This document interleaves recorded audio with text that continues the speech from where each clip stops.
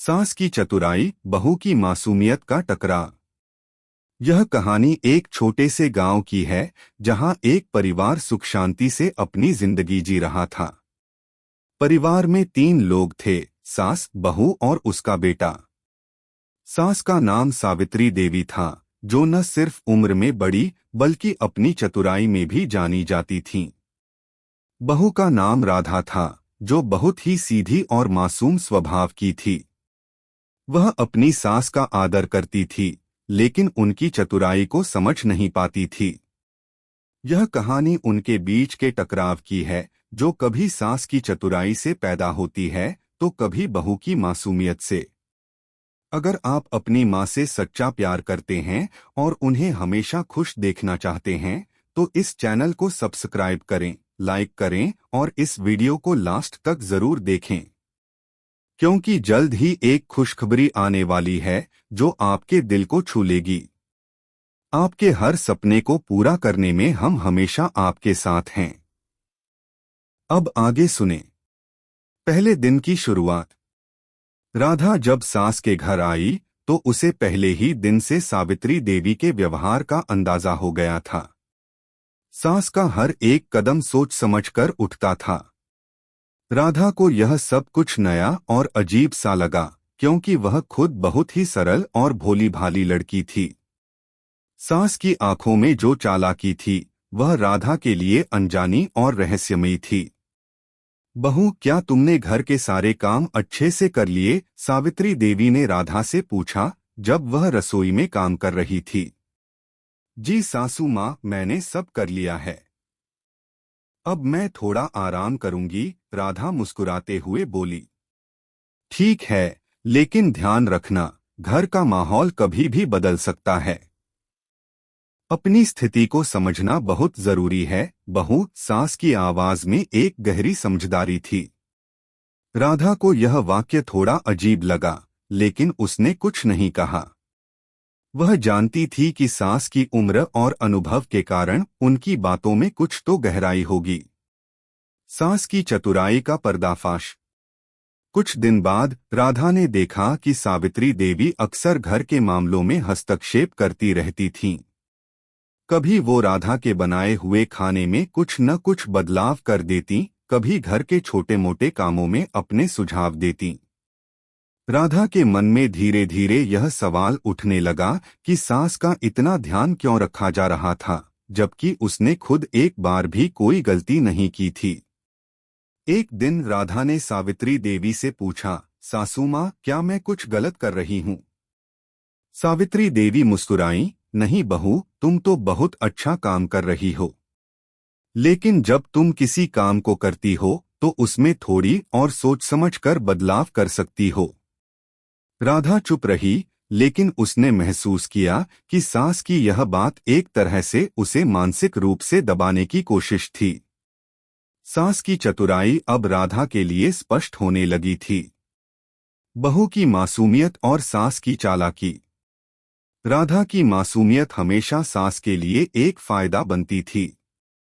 सास अपनी चतुराई का इस्तेमाल राधा के खिलाफ करती।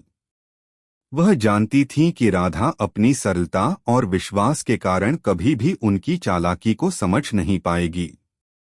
एक दिन जब राधा बाजार से सामान लेकर घर लौटी तो सावित्री देवी ने उसे एक सलाह दी। बहू, तुमसे कुछ और सामान लाने की उम्मीद थी, लेकिन तुम खाली हाथ आ गईं। क्या तुम भूल गई थीं कि तुम्हें क्या लाना था? राधा को थोड़ा झटका लगा, लेकिन उसने खुद को संभालते हुए कहा, मुझे तो यही लगता था कि मैंने सब कुछ ले लिया है, सासू माँ। सावित्री देवी ने गहरी सांस ली और कहा, कभी कभी छोटी छोटी बातों को नजरअंदाज कर देना घर के लिए अच्छा नहीं होता। तुम अपनी आदतें ठीक करो, बहू। राधा की मासूमियत ने सास को और ज्यादा अवसर दे दिया था। वह जानती थी कि बहू की इन्फेक्शन और गलतफहमियां उसकी कमजोरी बन सकती हैं। वह हर बार छोटी छोटी बातों का फायदा उठाकर उसे मानसिक रूप से दबाने की कोशिश करती। एक दिन का टकराव।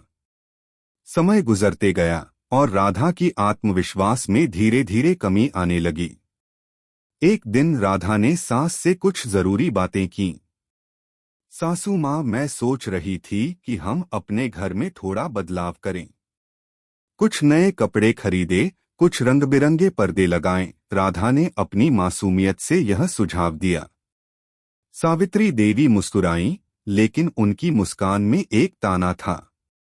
बहू, तुम्हें क्या लगता है? घर का माहौल तो अब ठीक है, इसे बदलने की कोई जरूरत नहीं है। जो कुछ भी है वही बेहतर है।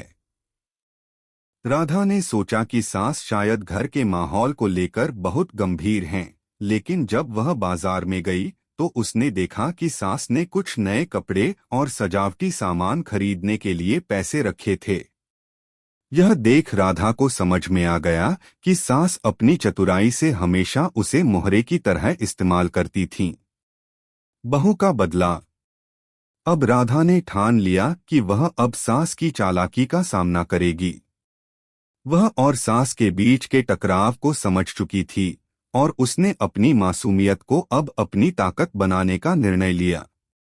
उसने धीरे धीरे सास के खिलाफ अपने कदम उठाना शुरू किया। वह अब सास से ज्यादा बात नहीं करती थी और जो भी काम करती वह पूरी जिम्मेदारी से करती थी।